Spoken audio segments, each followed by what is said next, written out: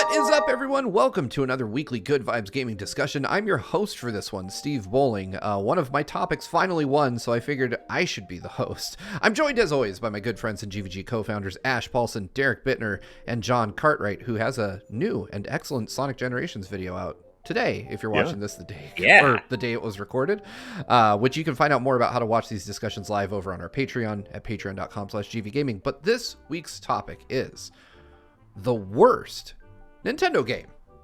And that's going to be an interesting one for us to discuss because, as you might know, if you frequent this channel, we all tend to think pretty highly of Nintendo. I think we all agree that they generally make okay games. So yeah, we're going to have to dig deep for this one to find games that at best are maybe not that entertaining. But I think we've got a few interesting choices here. We've all kind of given some hints as to where our opinions lie privately before we started recording. But I'm going to go ahead and start just in order of the way we're displayed on the screen if you're watching this on YouTube. Ash, why don't you give me your pick for at least what we'll call, maybe not objectively bad, but your least favorite Nintendo game?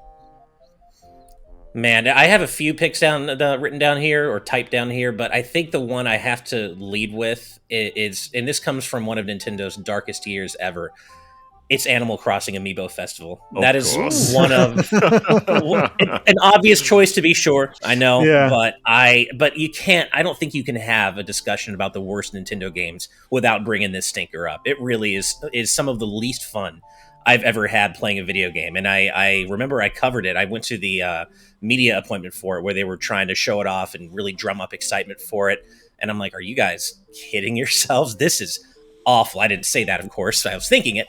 But then I played it at a house party like a month after it came out. And it's probably the least fun I've ever had at a house party. The 2 or so hours or hour or whatever that game lasted. Wait, you played the entire round? I've never seen that before. People typically get bored after 15 minutes and stop. So the friends I was with, or a couple of the friends I was with at that party, were hardcore Animal Crossing fans, and they had the Amiibo cards, they had all that, and they were so excited. And I was just trying to feign excitement. I'm like, yeah, cool, party game, yeah, great, okay. And of course, at that time, it had been a long time since there was a good Mario Party game either. So I guess maybe there was a little bit more excitement for that reason among those friends, but we played around, and I think I remember them having a decent time, but those friends are very much Nintendo apologists. If it's Nintendo, they love it no matter what. And I'm just like, guys, this game sucks. Are you kidding me right now? It's barely a game. You go around barely and read a bunch of text. You can't push any buttons. You have to scan your Amiibo every time. Yeah. I haven't really thought about that game much since. I only played it those 2 times, and I know even just after those 2 times, I never need to play it again. It is absolutely, maybe it's not objectively the worst Nintendo game ever. I don't know if you can say what objectively is, but for my money, it is absolutely one of the worst Nintendo games. I think it might be one of the worst ever, to be honest. It's so dull, it's so boring. I think the only perk with this is it came with an Amiibo, and they got discounted so much because no one bought this game that at one point you can go into a store and buy it for like $5 and get the Amiibo with it. So that's kind of value. Worked out. Yeah, exactly. Yeah, I will say I owned this game because I wanted the 2 Amiibo that came with it. Sure. Yeah. But the game itself is still sealed. I remember being so excited when Nintendo announced this because I was like, oh my god, HD Animal Crossing, it's finally happening. And and it was similar to, like, it was, to me, analogous to when Square Enix went up on stage at a Sony event and was like, Final Fantasy VII is coming to the PlayStation 4. And then they're like, oh, and it's the Steam version. It was like that same like gut punch where Nintendo's like, you're getting HD Animal Crossing and it's an Amiibo board game. The way it was revealed too, like all the animals came running out with these beautiful HD models, and it didn't seem like a board game at first. And then the board games started appearing. I was like, okay, maybe it's some sort of mini game within the main game. But no, that was the main game. Oh, it was a bad reveal, and I've played the game a little bit. I've only tried it once. I only really got it for the Amiibo. But God, it's just so dull. It's just, I think it's the most boring game they've ever made. It's just boring. There's no good things about this game.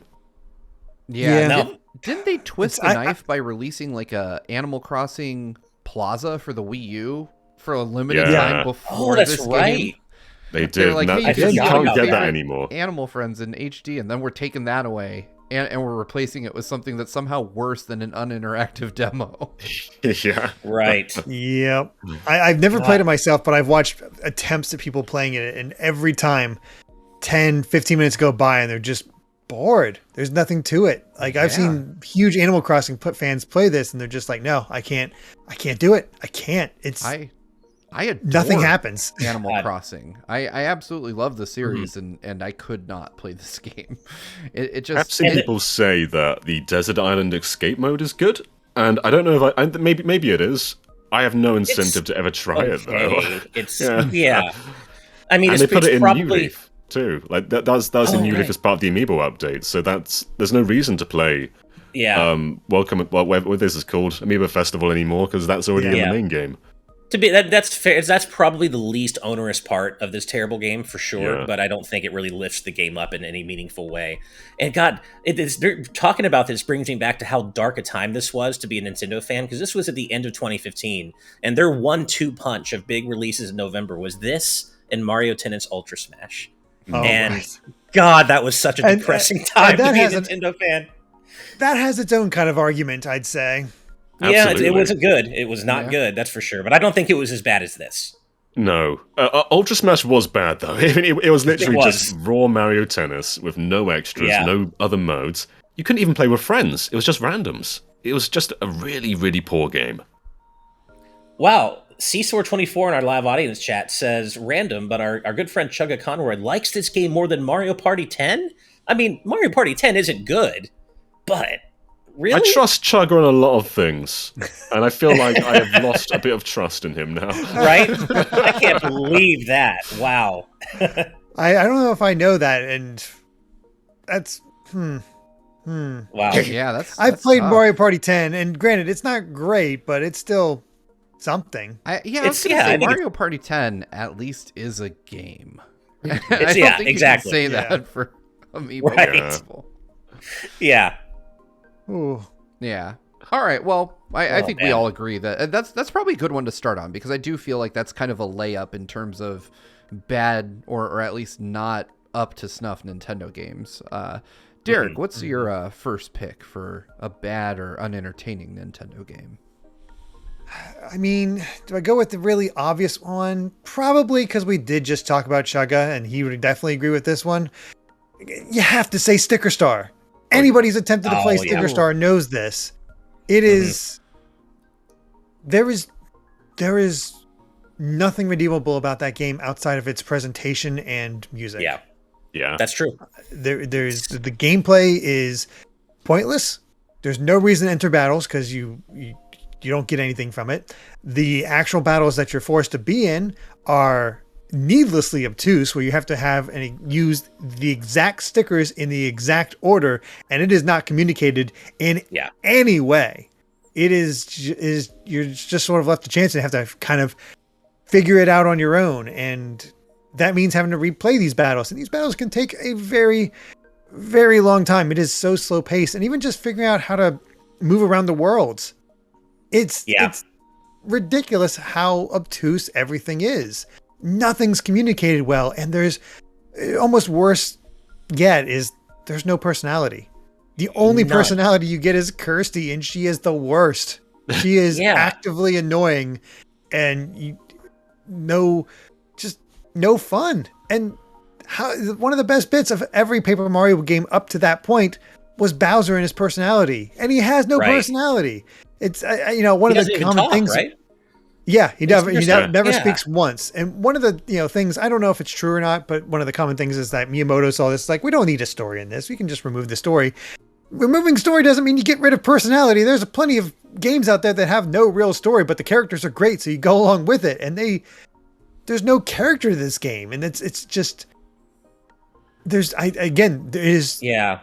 lot of Nintendo games out there that are boring or substandard or just kind of okay, but this one is just actively poorly designed from top to bottom. Yeah, this one stings. Yeah, Like, it it depends, like, how do you define a bad game? Like, is a bad game just one that plays badly, or is it one that you play and it offends you how poor It it is? disappoints you.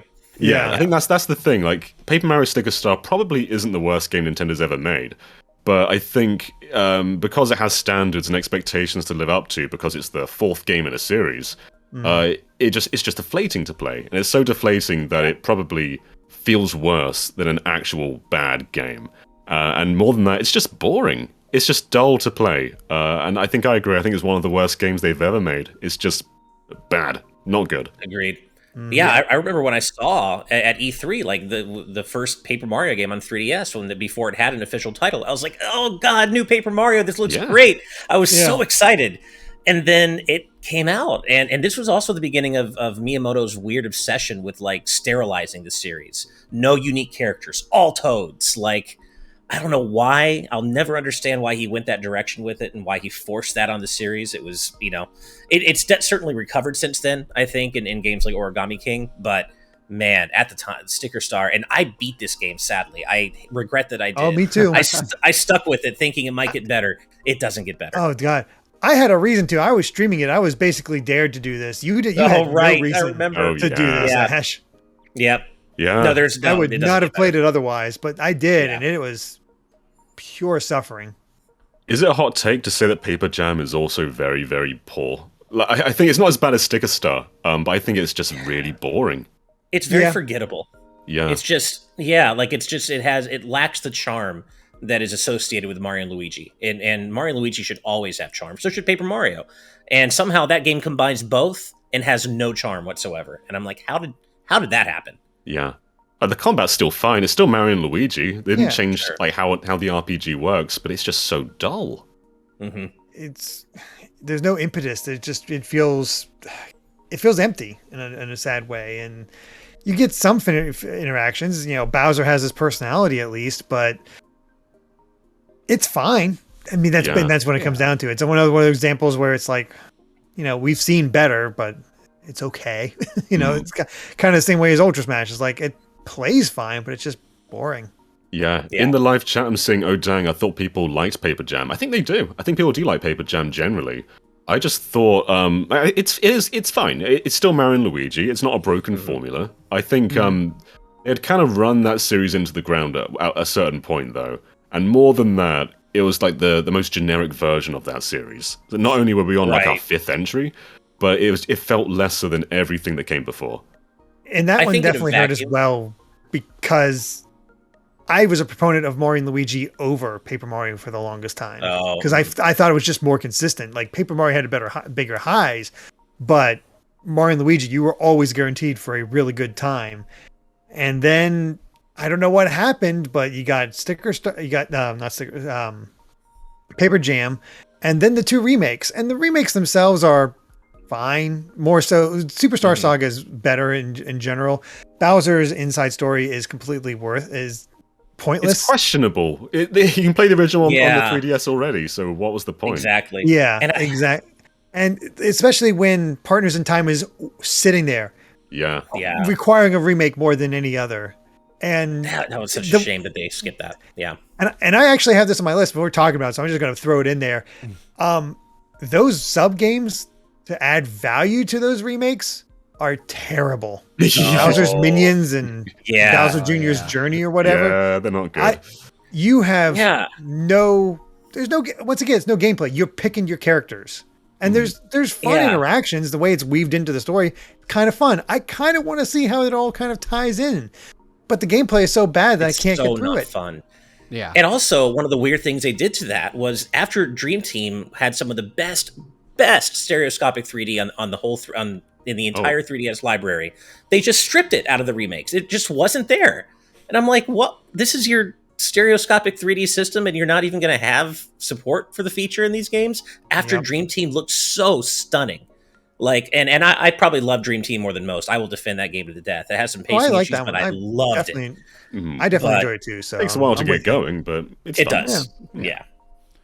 I didn't play much of Sticker Star, and I've checked Smart out man. Mario and Luigi, but not a lot. Good I thing. will say that my experience with Sticker Star was limited to Nintendo customer service interaction that I had. Oh no. I had a 3DS. I bought a 3DS XL, like the launch model, and mine for whatever reason had a very loose hinge, like it wouldn't stay up. Oh, And so I had to contact Nintendo's customer service, and I sent it back, and they sent it back to me, and they didn't fix it. It was just still like the screen wouldn't stay open, and so I called them again, and I was like, hey, I sent this, and was there like a reason you didn't fix it? Because maybe they deemed I did it or something. But they were like, oh no, we meant to, sorry, we didn't fix it. And so when they sent it back with a copy of Sticker Star. And I was like, oh wow, I got a free game. Like, I'm going to play this game. And I remember just being like, this is just the icing on top of a bad experience. Like, they sent me a really bad game to play. Oh, God. it's like Like, at least the hinge. that's almost like sending your food back to the waiter or to the cooks, and the cooks spitting in your food. Right? Yeah, seriously. But yeah, it was definitely not. I remember playing it and having kind of the same feelings. Like, why am I doing anything in this game? And just feeling it was kind of bland and drab and boring. And my experience with the series up to that point had been Super Paper Mario. I had skipped Thousand Year Door. I played Super Paper Mario, and I was like, this is nothing like that. And Yeah. now, in hindsight, having played Thousand Year Door, I realized just how inferior Sticker Star really was. So I have to say I agree. It's not what I would call objectively a bad game, but it is, in the series, probably the worst entry.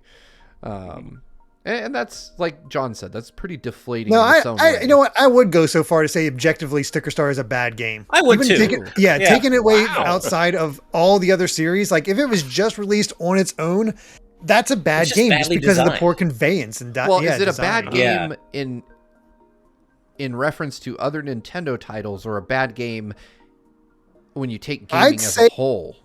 No, I would say, I'd say just a bad game. gaming as a whole, it is a bad game. Wow. It's just badly designed. It's, as you said, Derek, the objectives and what you need to do and just moving through the world and how you need to do that is so poorly conveyed to the player. Yeah. So poorly. And it's not the entertaining. boss fights are the worst. Yeah. Yeah. Mm-hmm.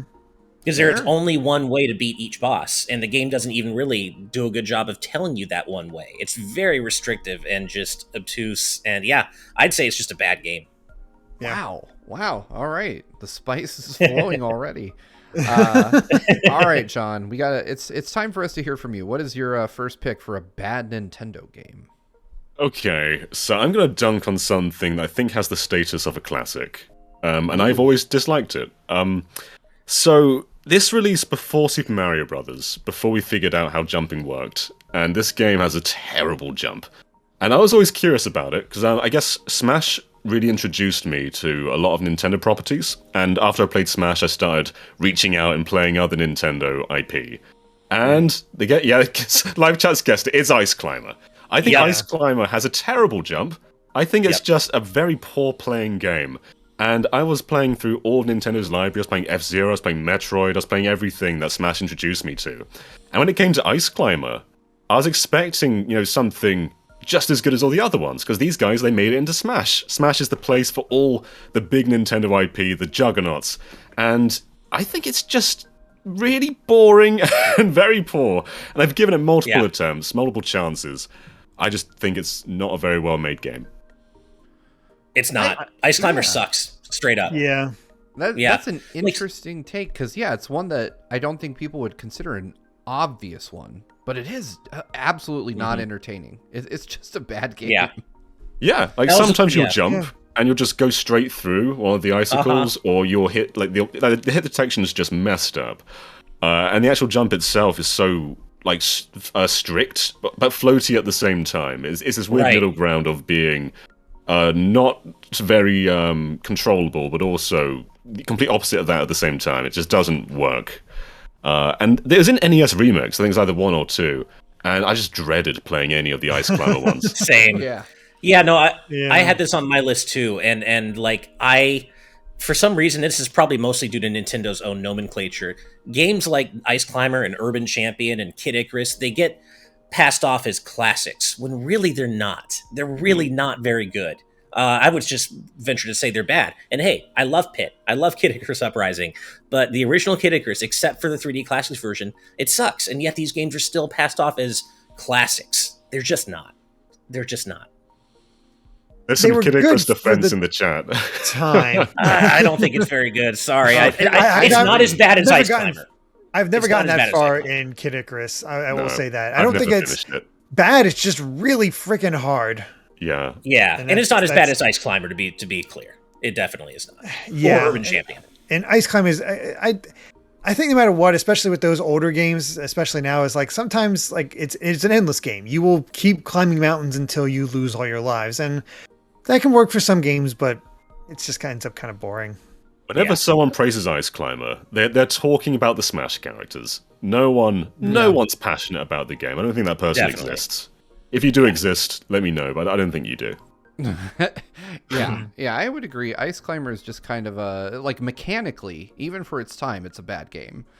And I do want to echo Ash's sentiments. I'm not a big original Kid Icarus fan. Like, I played that game in the 80s, and I was like, this ain't great. Yeah. Like, it's not like I went back through the lens of someone who's experienced 20 years of gaming. I was there, and it sucked then. Agreed. Same.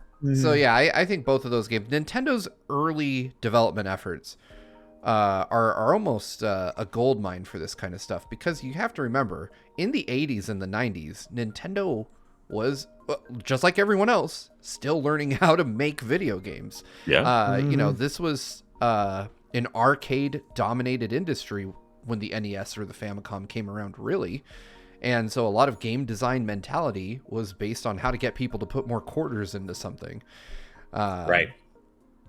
Unfortunately, my first pick is from the mid-90s. So Nintendo had some experience under their belt, and they still made this game. I'm gonna give you the elevator pitch for this game that I gave to my fellow co-founders here.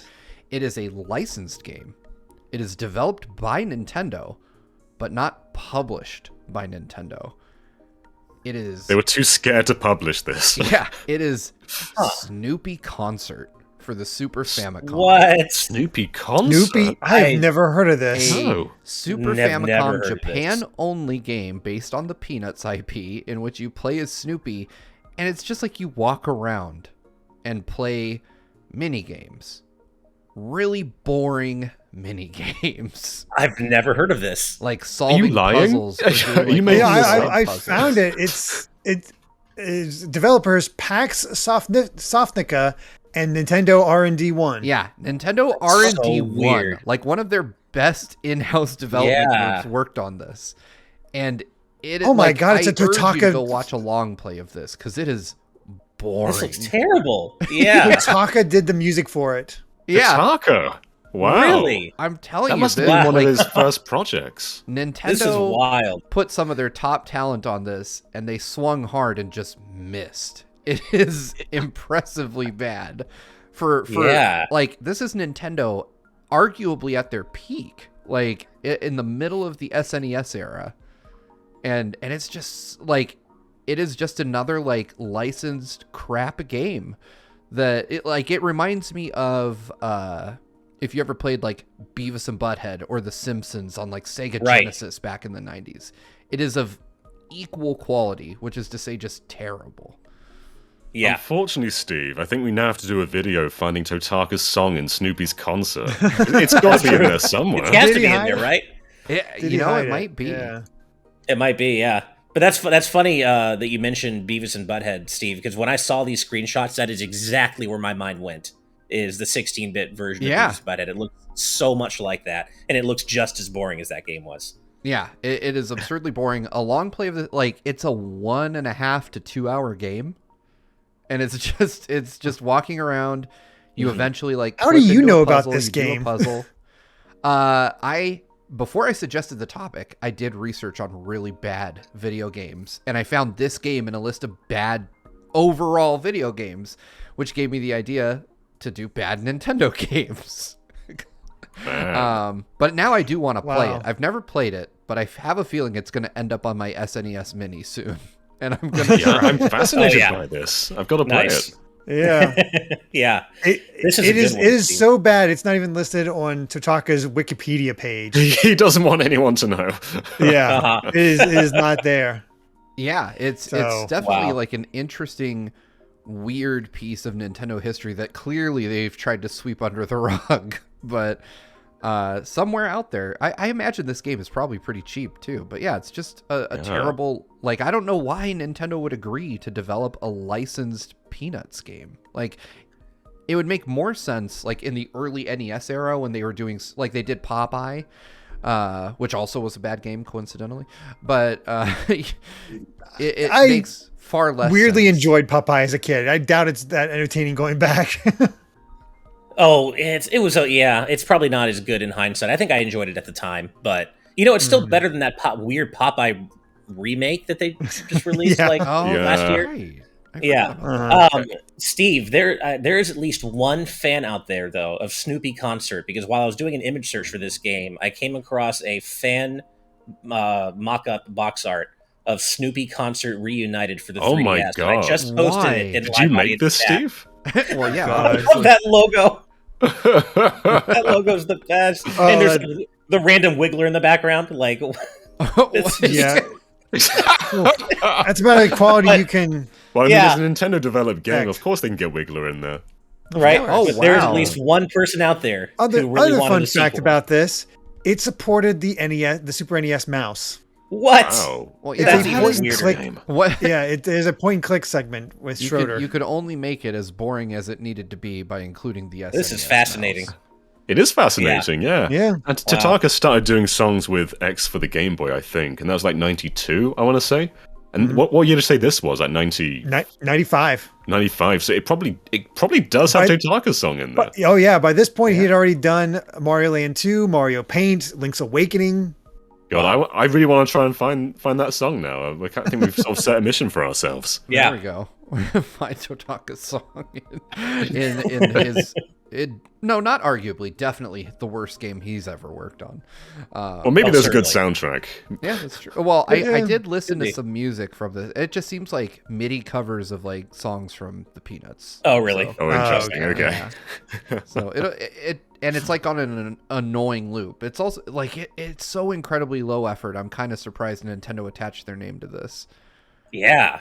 I almost Seriously. want to buy it just to have the box that shows that Yeah. Nintendo did this. Like we know what you did. But Yeah. all right. Yeah, so Snoopy. Nintendo made a Snoopy game, seemingly for no good reason, but and attached one of their most prestigious internal studios and one of their best composers to it. So we're sorry to everyone that worked on it.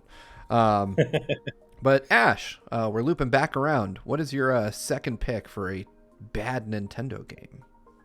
All right, so I think I'm going to ruffle some feathers with this one, or maybe crack a few eggs, as the case may be.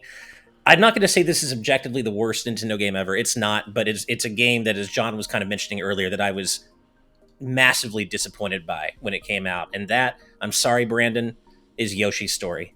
I don't think it's a good game. Oh, I don't like okay. it. I've not touched As it, a but follow-up to Yoshi's Island, I think it's so disappointing, and I didn't think it was great at the time. I went back to it on N64 Online, tried to give it another look. I beat it back on N64 back in the day. I got the white and black Yoshis, did everything, but I didn't enjoy it. And I came back to it with N64 Online, gave it another go. Sorry, I don't think this game's fun at all. I just don't enjoy it. I have no Straight strong up. feelings for this one. It's just a game that I've played a few times. I don't love it. I don't hate it though. I think it's not the worst Yoshi game in my opinion. I think New Island is probably just so much more mediocre. But that I said, don't know. Yeah, they're both pretty I- mediocre. Yeah. I've not played enough of Yoshi's Story to really say one way or the other. Because Yoshi's New Island is definitely mediocre, but it has structure. I couldn't really discern a structure when I played the little bit of Yoshi's Story that I did, because it felt like don't the levels end when you gain enough fruit? Like I I vaguely believe remember that. it's mechanically it's such a weird game, and it took everything It's that a I loved very about Yoshi's tiny Island. amount and just was Yeah. confused. Man, I gotta say, I disagree. I like Yoshi's story. Fair enough. I had fun with it, playing it with my sister back in the N64 days. Like, we would take turns. And I, too, unlocked the black and the white Yoshis. And I haven't touched it since. Like, I played it when it was contemporary, and I really enjoyed it. I probably would have a little bit less of a high opinion of it if I played it now. I am surprised, though, that we're not talking about Yoshi's Crafted World. That game is terrible. Like, It's dull. I think Crafted World is just dull compared to Woolly World, but I don't think it's horrible. I'd rather play that over. Yeah. There's some moments in there that work, eight-year-old but entertained with Crafted World. Like, she was like, this is too easy and boring. Like, my kid left, and I was like, I bought it for her. I was thinking like, oh, it'll be a game we play together, and she's like, this is not half as good as Luigi's Mansion 3. I'm out of here. I feel like the only Yoshi game I really, really enjoy that isn't Island is Woolly World. I think Island and Woolly World are the only two that I really respect. Crafted World was just so It was a huge step down from Woolly World, but also the soundtrack was abysmal. It was just outright awful. Poor. Especially after Woolly World's amazing soundtrack. Yeah. Woolly World had one of the best ever. No, and the more I think about it, Steve, I could see Crafted World and story kind of being on the same level. Like, I think I would rather still play Crafted World maybe, but they were both very, very bland and completely forgettable. I still probably rank story a little bit lower, but they're not that far apart. I think New Island is offensive for the opening. Because I was just about to mention that a lot of people were just like immediately put off by the ending, the beginning, where it's like, oh wait, in the original you accidentally delivered to the wrong parents. Yeah. It's like the original was like an origin story for Mario, and the sequel's like, nah, let's just ruin this classic and just try and do everything again. It was such a boring game. About its ending, John, because it has a bit of a controversial final boss. I can't even remember the ending. How did it end? I don't either. I will go ahead and spoil it because it doesn't matter. It really matter. Time travel happens and Bowser comes back in time as the true final boss. I do remember. Right. Now, that was so stupid. I remember that now. Yeah, I didn't think like New Island was like a super offensive game to actually play, but it was also just very blah, and the soundtrack, that was offensive. Yeah, the soundtrack was god off. It had exactly one good song in that entire soundtrack, and the rest of it is just terrible. Yeah. While we're talking about Yoshi's had a rough time. I'll say that right now. I have to say, Yoshi's Island is a great game, but I think it had what was probably one of the worst Nintendo commercials of all time. Like the one with the fat guy just eating and eating and eating until he just bursts. Like, straight out of 7. Yeah. Yeah, that was... Oh, man. I mean, I will give them that in like 90s marketing was all about in your face, and Nintendo, for whatever reason, at least in the US, thought, it's good, like grossing people out really badly, because we had that really smelly Earthbound ad, and then we had gross out humor. And we had that. It clearly worked. It's just very interesting. Totally. UK commercials for Nintendo get pretty saucy from time to time too. Like, wasn't it the UK did the only Switch ad that showed somebody playing it on the toilet? Yeah, they're pretty horny in the DS era too, weren't they? Yeah, like they had touching people, is good. like, chained to beds and touching stuff is good. and weird. Yeah, there were lots of very cringy Nintendo ads in the late 90s and early aughts, but remember that time the DS launched with Feel the Magic XYXX? That was weird. At least that was Sega, not Nintendo. No, I know. Project Sega, Rub but it was just so weird. It's called what? Yeah, no, that's right. Project Rub. Oh wow. Yeah, that's right. Project Rub. It was called something that, else in Japan too, wasn't it? Rub Rabbits I don't know. or something? Rub Rabbits, maybe? Or was that sounds familiar. Yeah. Yeah. But that was definitely one of Sega's weird escapes. Just as weird. Yeah. But apparently in Japan it was known as Kimi no Tame Nara Shineru, which translates to I would die for you. Yeah. That's right. Nice. In Europe and Australia is Project Rub, Project Rub. Such a weird game. I played that a lot though. Like it was one of those delightfully like off-kilter Sega projects that I enjoyed. But anyway, by Sonic Team. Yeah, true. Yeah. We're here weird. to talk about bad games, not horny games. Yes. Not Yes. That's a different topic. yeah. Maybe That's a different, very different I was topic. about to say, I might put that up next week. Maybe I can go for a twofer. All right. Well, Derek, what is your next choice for a bad Nintendo game? It's trying to decide between one or the other as far as do I go with the bad one or do I go with the really boring one? And ultimately, this is all about bad. And I do think, even though ostensibly this made saved the NES, made it so it actually got over the perception of video games in the 80s after the Atari crash. Still not a great game, but the gimmick worked, so I guess it all works out. The Rob games. Oh, okay. Yeah. Like Gyromite. Yeah. Gyromite and Stack Up. I was gonna say I had Like, Stack Up on my list. Almost. Yeah. Like it was on a backup, but yeah. I mean, what a boring game. It's a cool toy, and they marketed it as such, but the game itself is literally just Wow. like so slow. The Japanese. I will insult Rob to his face, John. Yeah. They aren't yeah. great. I agree. They really really It's aren't. Famicom, Rob. Yeah. Nice. Yeah, they're not good. It's a cool design. It's Rob a cool, itself it's is a cool cool. toy. Yeah. Mhm. Yeah. It's just loud and the games aren't good. Yeah, I mean the whole point Right. of Rob was to basically be a toy, so toy stores would sell the NES. That's it, really. The games themselves, which Yep. I guess were just like the Trojan horse to get Rob in stores. That's it. Yeah. Yep. Yeah, he Pretty kind of much. like, much like the Ice Climbers, the best thing that ever happened to Rob was Smash Brothers. Yeah. Like, that's just really, like, And hey, Smash he was playable Mario Kart completely DS. recontextualized. Oh, that's true. That's true. He was playable in Mario Kart DS. The best Mario Kart. But, no, these games are not great. Completely agree. Yeah. Nice. Yeah, I've Yeah. never played these. These were games that I just never had. I've the not played them opportunity to either. I've just seen experience. demonstrations and I just real time like of the gameplay. It's literally like, Mhm. It's barely gameplay. Yeah. oh, sorry, hit the mic. Yeah. Yeah, I think I got you too nailed the core involved. gameplay loop there. Yeah. Yeah. Yeah, I think it's a there's not much really- to say about it, but that's just bad. Yeah, I agree. But I hey, think Rob is a it cool. did its job. It did its He has job. legacy. Yeah. Mhm. There's definitely a legacy there. I think it's an important piece of Nintendo history, but I agree it's not attached to a good game.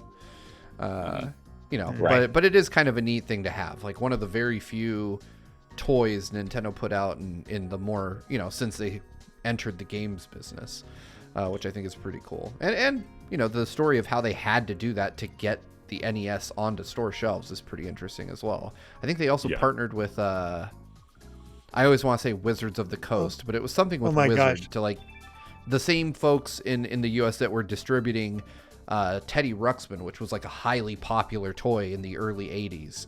Right. They had them distribute the NES. Just to Worlds look of up a little Wonder. bit more here, as far as the reception to Rob, I love this little quote here. In 1987, Mark Seeley of Crash magazine visited a toy fair in England to observe a playthrough of Gyromite with Rob, saying of the struggling demonstrator that he had never seen anything so complicated and difficult in all my life. Even at I can just imagine the poor demo guy trying to like hype it up. Kind of Yeah. like, look how cool it is. And Mhm. no, not working. I mean, at it all. probably I didn't- was cool for the Yeah. time, though. It's like this toy is interacting with my TV. Whoa! Like there's like a cool little gimmick to that, especially for the '80s. Yeah, I That was kind of agree like the that Zapper, too. It Yeah. was a neat tech demo, but I do think, as the oldest one of us here, there was definitely whenever I would go to a kid's house that had an NES, none of them ever showed me Rob, despite several of them having it, but they would always show me the light gun from Duck Hunt. Like that to Oh, the kids light at the gun time was was way cool. cooler. Yeah, the Zapper. Yeah, like, oh, I'm pointing a gun and it's killing That the was thing really on cool. this TV. It's still cool. Yeah. It is cool. That and the Super Scope 6. I will defend both the Zapper and the Super Scope. I love them both. I never got to I try had the a lot of Super fun. Scope. It was great. Not gonna- I have never a lot of good understood memories. why they had to make it a bazooka. Like, I know. It You was had to so make it cooler than a overdesigned. gun. Yeah. Yeah. Yeah. Yeah. I mean, cooler, sure, but like practicality wise to play it, especially if you're a kid, like, that thing was Yeah. big. Like it was actually It was fairly huge. large. Yeah. Yeah. But yeah, I never got to play with one. I saw someone play one once, and I was like, "Oh, that's neat." My parents won't buy me that. But, yeah, I would say Rob is a really cool piece of history, though. Nintendo, released a lot of interesting gadgets, but yeah, games just weren't good. John, what is your next pick for a bad Nintendo game? So I think the WarioWare series is one of the best things Nintendo's ever done. But there's one entry that I think is just flat out bad. So, on DSiWare, they made WarioWare Snapped. This was like $5, I think. And you can finish it in around 10 minutes. There's 20 micro games, and for reference, like most WarioWare games have like 200. And you play it entirely with your face. It uses the DSi camera, and I think the best way to describe this game is it doesn't work. So I'm very white, I'm quite a pale person, and the game just cannot see me. It says you are too pale to exist. And so most of my time is just trying to get it to calibrate to see me. And then most of the mini games are so simple. It'll be things like push away this bit of fruit or something like that, and then that's it. And that's one of 20 micro games done. And then you'll finish. And that's literally the entire game. I think it is a waste of $5. It is a waste of whatever that team had to do. It barely functions, and it's just bad.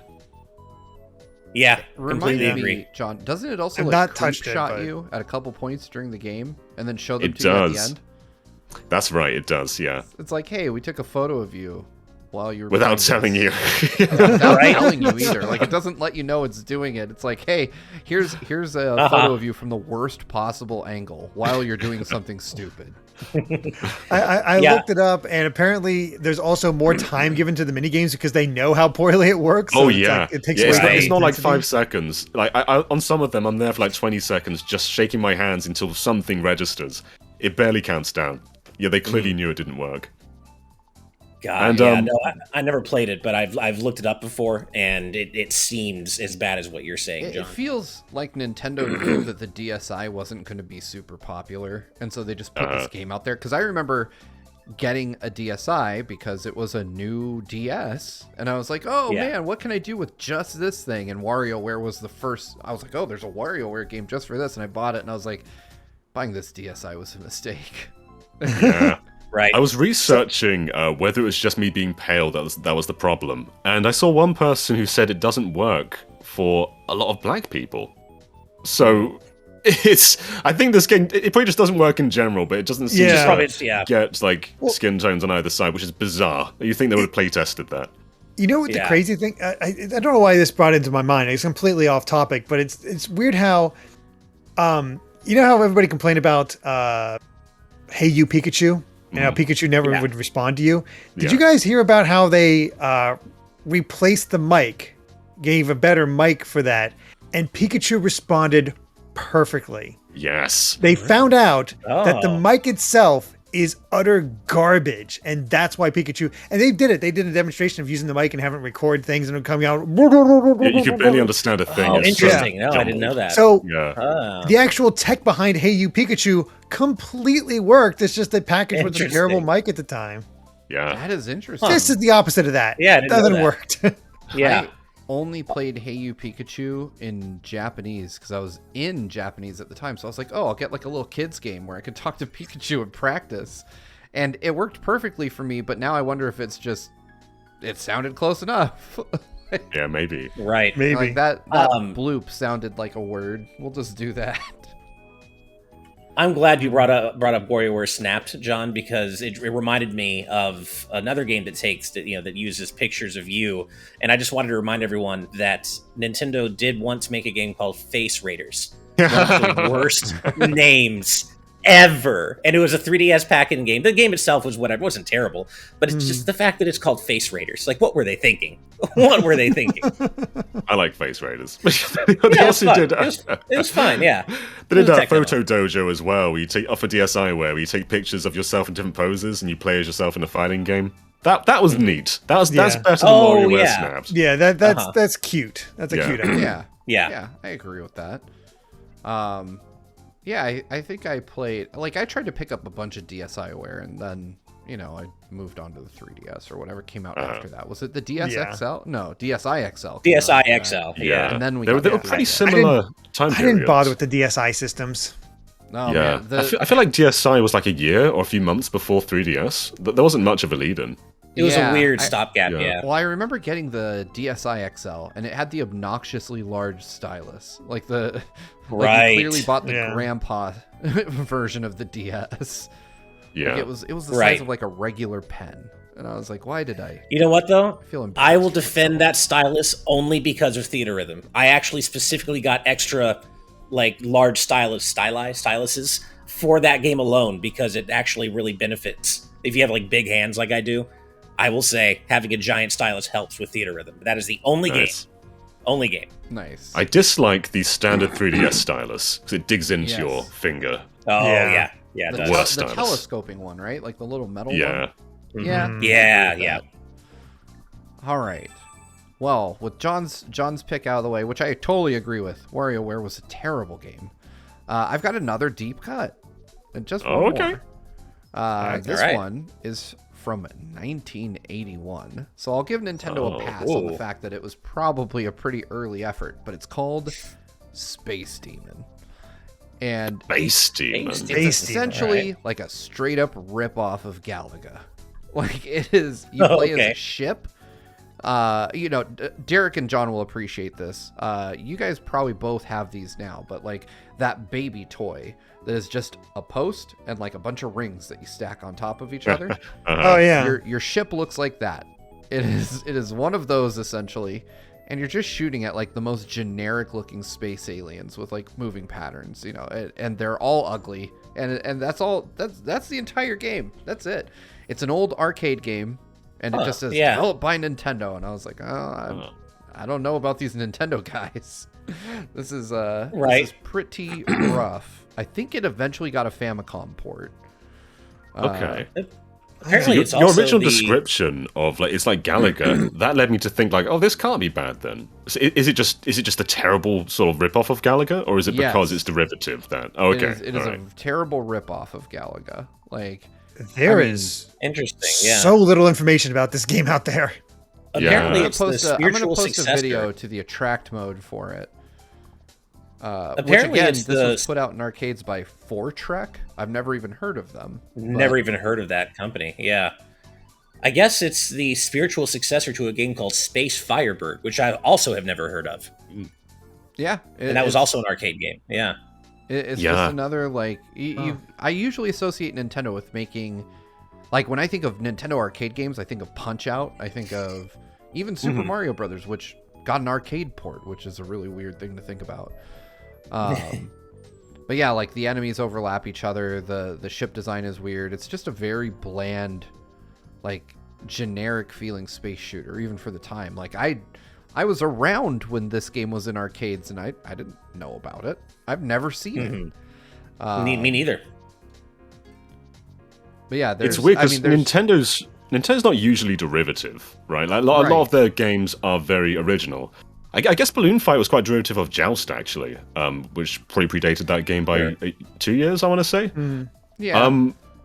I was reminded by Shell Shock Prime in our live chat by one recent thing Nintendo did for the Switch, which was really cool.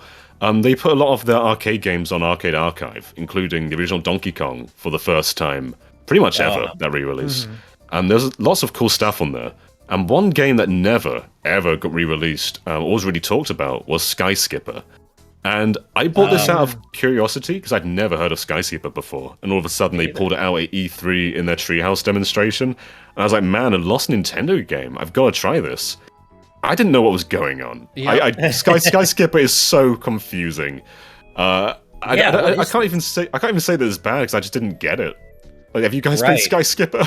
I saw a little bit of it, but I never touched it. Yeah. It is just pure chaos on the screen. Like there's there's like floating animals and you're like yellow in like monkeys. What looks like a biplane. It's a very, very that in fact that game almost made the cut for this, but because it got re-released recently, I was like, oh, maybe I'll leave it out. But yeah, I actually watched a bit of footage of Sky Skipper right before we went live just to refresh my memory, and I was like, oh god, like that to me qualifies as a bad game. Like, it's an original game, but it's really just impossible to parse what the hell you're supposed to do. You can't read anything. It's just a big splurge of color. This is amazing. I'm looking at the intro screen, like the instructions on how you play the game. Wonder Kingdom is conquered by gorillas. Drop bombs on gorillas and knock them down. Touch and rescue all King's family by plane. See you again at airport. What? Now I understand. There's no common thread between those at all. Like, what the hell? They just They disconnected should just do sentences. like a gritty modern remake of that with no dialogue pass at all. Yeah. Just use the same dialogue. See you again at airport. Make Captain Yeah. Falcon the main character. And also, your player character is called Mr. U, which is fantastic. That's good. Mr. U. Yeah. Mr. U for Smash. Nice. Wow. Man, This is the wild. fact that Sky Skipper even like was made available in arcade archives is one of the biggest successes in preservation, though, even though it's a terrible game. Because apparently Yeah. only 10 arcade units were created, but only one was wow. known to survive, which was in Nintendo of America's headquarters, and that itself was used to rip the ROM. It's a really Wow. cool release. Even That's if the pretty game cool, isn't alright. great, it's a very cool story. Yeah. Yeah. Yeah, that is cool. Like, to see that, they went to such lengths to preserve this. But yeah, I would say Nintendo, like, their early arcade efforts I find really interesting because they're just so bad. Like, it's weird to associate Nintendo with like amateurish stuff because they're one of the most venerated developers, in all of game. They arguably are, the I would say, is it Nintendo or Activision that's like the longest running development house that's still active today? I'm I want not to say, sure. I think Nintendo. Because their first game was released in 1973, which laser clay shooting system was what it was called, which kind of makes the clay shooting in Duck Hunt kind of hit more since that was their first. Then yeah, Nintendo is the longest running developer. Oh, Namco. Namco. Yeah, probably Namco in that case. Oh, yeah. But still, I mean, they've been around for some of the longest times. Wow. They clearly have the most experience in this industry when it comes to like console manufacturing and different genres and just all of that. I think because of that, they generally just don't make that many bad games. And a lot of their bad games are just sort of... They're not even like bad. They work, they're functional, they're polished. They're just... Some of them are dull. And so we don't really stumble upon that many bad Nintendo games. And so when they do make a flunder, like, it stands out. That's why we all sort of flock to like the Ultra Smashes and the Amiibo festivals, because it just doesn't really happen that often. It doesn't, yeah. They're generally just okay. Yeah. Yeah. Agreed. I mean that's the thing though. Every developer is going to have a miss in the catalog, especially with life as long as Nintendo has enjoyed, being in the industry. So, but it is interesting to look at like the obscure, games that Nintendo probably wishes we wouldn't talk about on YouTube for an hour at a time. But yeah, I had fun with this one. I think this was really fun to go through and pick a couple games that, are arguably all of our favorite developer might have done a better job with, if it either came out. There's at a different definitely period more in their than history this. Yeah. A lot of the time, I feel like bad games can be some of the most interesting ones, though. Because if you make good games all the time, then there's never any risk. It's always just good. It gets boring after a while. I think we need those bad games that do different things in order to really appreciate the good stuff. I agree with that. Totally agree. It is interesting how, and you can see, bits of ideas from failed games make their way eventually into something that's successful that we love. I mean, the easiest example of that is just look at the Wii U, and it is very clearly like the prototype of what became the Switch. And we know Nintendo is a fan of reusing ideas until they get it right. So who knows? Maybe some of these games that we talk about will eventually make their way into something new, and we'll be talking about how who knows? Maybe even a new Star Fox game will borrow something from Zero at some point. There you go. So what great idea for Balan Wonderworld is going to make its way into a good game later on? You're talking about Nintendo, not Square Enix, that's for sure. No, I know, but obviously the answer to that is Dancing Farmers. Yeah, Emo's is just looking at Balan Dancing like, oh man, Farmers. we've got to salvage this thing. Yeah. Yeah. Started a whole development house for this. But anyway, I think that's about it. Do we have any final thoughts? Anybody have anything they want to get off their chest about a bad Nintendo game before we sign off? Pretty good. I didn't play it myself, but I know that it's bad just based on hearsay and the E3 demo it had. Wii Music, we didn't talk about it, but Wii Music sucks. Oh yeah. There's that. There's a couple of like big obvious ones that we didn't mention, but Yeah. there's also a lot of big obvious ones we did mention. Exactly. There's a few Pokemon games. Pat mentioned Pokemon Dash. Yeah, Pokemon Dash sucks. Yeah, Pokemon Dash. Yeah. Also, some of the Rumble games. Pokemon Rumble U for Wii U. I think it's like £18. That must be like $20 or something. And it's such a bare bones game. All you do is just press the A button again and again and again. The only redeemable thing were the little NFC figures that were kind of cute, but the game itself was rubbish.